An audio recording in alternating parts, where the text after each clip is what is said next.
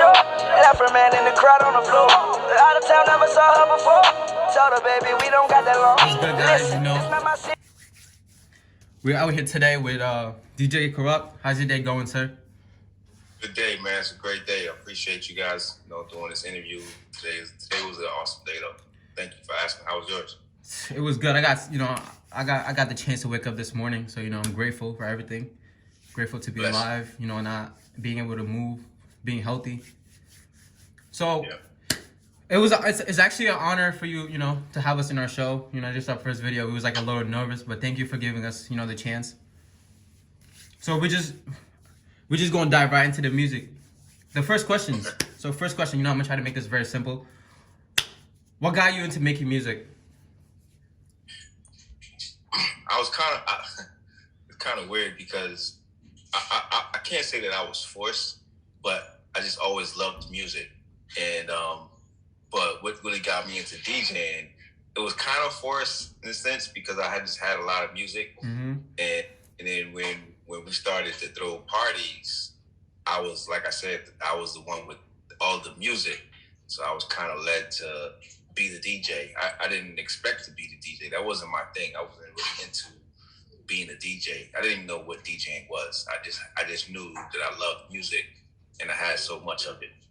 So when we had these parties, there was no one else to point to other than me with all of the music that I had, and it just made sense. Oh, basically you started it and then it came out of nowhere. Like it just went crazy out of nowhere. Absolutely. That's exactly what. Damn, that's the goal. Like I have dreams and stuff, man. I can't wait till it happens. So the second one, what was your first gig? Like, what was your first gig?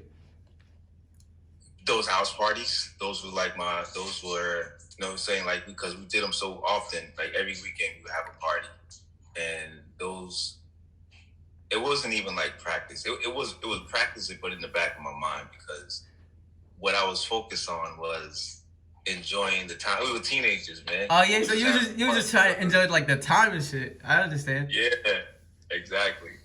Damn. So who do you look up to in the music industry, though? To be honest, just hard-working musicians, man. Like, Drake. Everybody that works hard, that are noticeable, like J. Cole, French Montana, Drake. These guys work hard and they work consistently. Future. There's so many artists that I see that kind of like feeds me energy, especially Drake. Yeah, Drake is the GOAT. Oh my God. Yo, I don't think he's ever gonna... Honestly, I think like his album, like it just gets better and better. Like you don't even expect it. I just listen to... That's what I'm saying. So what would your advice be to like an upcoming DJ? Like what would you, your word of wisdom? To upcoming DJs, the best advice, there's a lot of advices that I can give you, but one thing that I can definitely say is, even if you you have a bad day or the crowd isn't participating and they boo you. If the crowd boos you, man, just take it as as energy. So you got to come back and you got to remember that you got booed the last time. It's like a game. The next game you don't want to lose. So after that bad night at the club, you go home and you practice your routines, man. You have some routines. Make sure you have some routines, like sets. And when for me, when I make my routines, you still gotta realize what the crowd is all about, because you're not gonna just put on any routine for the crowd. So you gotta select that routine that's gonna make sense for that audience. Okay, so basically you have to like hype it up, like like the music before, like the music after is supposed to be better than the last one, Exactly. Oh, exactly. Yeah. Exactly. So it's like, for me, it's like a build up. So if I put on the first record that I put on, it's like I'm setting you up for the next record. Oh yeah, that's the way though. That's how you get them hype, and then it gets to the point where everything is just lit and crazy, and the song just gets better. When you just have to get in that mood and stuff. So when did you realize that music was like the way for you? When I started getting paid for it. That's oh my God. But like you also work with so many artists and stuff. I was looking at your bio and stuff. Yep. you got the chance. So what was your favorite project so far? I think when I was when every time that I was working on promoting the artist for like the record label, those were projects because it helped me to brand a little bit more, helped me to brand DJ Kurupt more. Because I mean, imagine I'm doing a promotion for Rockefeller, Rockefeller Records, Def Jam Records, and Foxy Brown and Lil Kim. Not Lil Kim. I'm sorry, Nicki Minaj. So when I'm promoting for these guys, when somebody sees that helps me out as well, because I'm promoting the artist, but it definitely helps the DJ because they're like, oh yeah, that's dope. It gives me like recognition, and the next artist will want that same type of promotion. So I think that was a good thing for me to get into, promoting artists for record labels. Definitely helped me. What was your so what is like your biggest music influence? Like, what type of music are you into? Hip hop, R&B, reggae, Afro beats. Afro beats is something like really, really creative. There's so much inside of the Afro beats, because like it's inspiration. It's like joy. It's like a breath of fresh air, kind of in a sense. It's not in an Afro beat song. You're not going to hear, and I'm not saying that hip hop is anger or angry, but there are some songs that are a little extra on the violent edge. Oh yeah.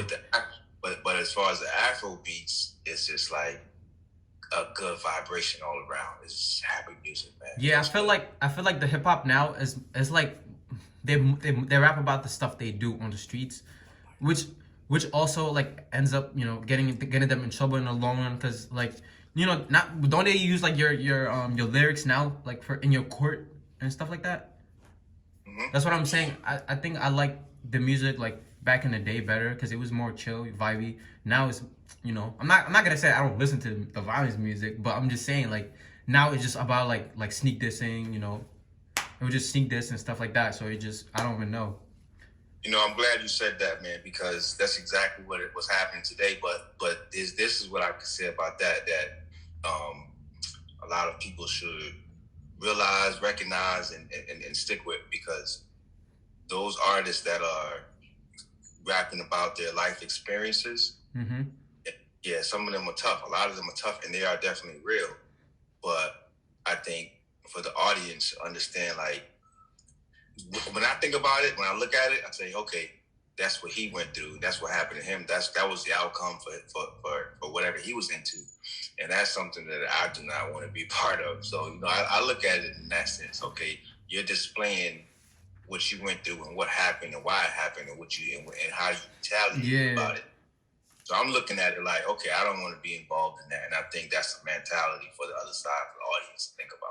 Yeah, but like nowadays, like what do you think about like rappers dying and stuff? Because like the street beef, like I honestly think that if you're a rapper, but I feel like their past life like follows them, like it's like if you were beefing with people, like just because you got famous, they're not gonna leave you alone. Now they will want to do something to you, because now you actually matter. So like they just want the street creds for it, which I don't understand, honestly. Like, yeah, it's sad, man, and I think some of this was happening still, like in the 80s and the 90s and now in the 2000s. It's still happening. Yeah, it's sad. It is sad because, like this, how I think of like, who are you, or who is somebody else to take somebody else's life? Like, how are you going to do that? Like, over what? When you think about it, like, what was it really for? What was it really over?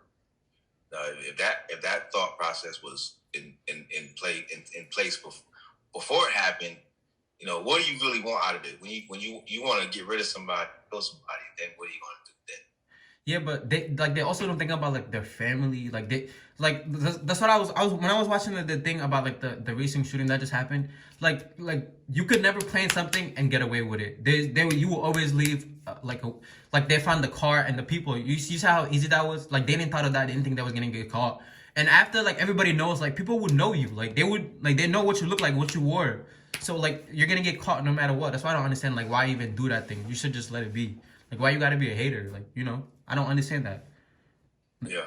So D, like I said, this is really good that you're talking about that. I think like we're gonna help viewers remember that.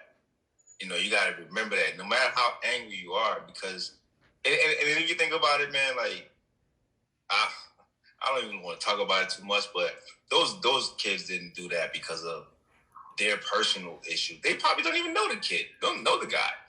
Someone put them up to do that, you know what I'm saying? Like a retaliation type of thing. But like I said, what do you get out of that? Now that it's done, what are you going to do now? Because now you can't live a regular life. Yeah, that's what I'm saying. Like they're gonna want to revenge. Like that's what I'm saying. In the streets, it never ends. Like it's killing, and then it's just gonna. Because if somebody kills somebody's cousin, like let's say I get killed, my cousin's gonna want to get revenge for me, and then it's just gonna keep going, and then our friends are gonna get involved, like, and then like other people that are not supposed to be. That's why I don't understand. Why can't they, like, if y'all from the same time, why can't y'all show love to each other? Like, you get what I'm saying? Why y'all gotta beef? Like, that's why I don't understand. Like, people now when they just want the street creds. Like, bro, you have money. What do you got to show? Like, what do you got to impress? You don't got to impress nobody. Like, make sure your family good. Just, make sure you invest in stuff so you got money in the long run. So I don't understand people. It's the thought. It's the thought process. Not thinking about that. It's kind of selfish. People nowadays, I don't even know if I want to be rich or famous, because people just might want to hate. You feel me? So we're gonna get back to you asking you a question. I'm sorry that we kind of drifted, the conversation. You got any project dropping soon? Yes, sir. I am working on the Mixtape Hero. That's my EP. I'm producing it. I'm getting release a song really soon. So that's the next project that I've been cooking up right now. How long you been like working for it? Like how long you've been like planning on dropping it? Like how did you get to choose a date? All year. The whole year. Man, I'm really waiting for this. I hope this goes up. You're gonna go crazy.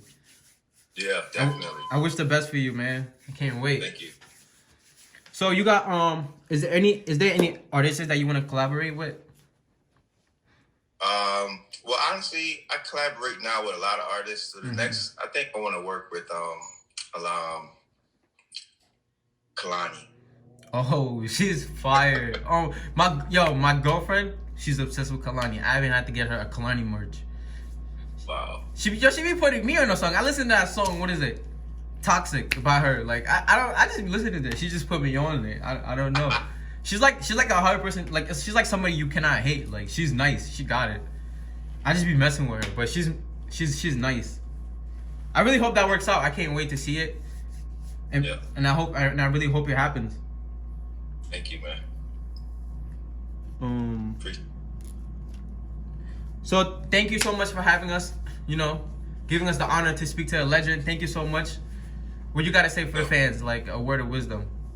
No, thank you for having me. And word of wisdom, my thought is to remain focused, stay focused, don't get caught up in somebody else's drama. Remain focused. And believe in yourself. Believe in yourself and do not get caught up in someone else's drama. Because you have work to do. You got work. You got your own work to do. Don't get caught up in somebody else's foolishness. Stay focused.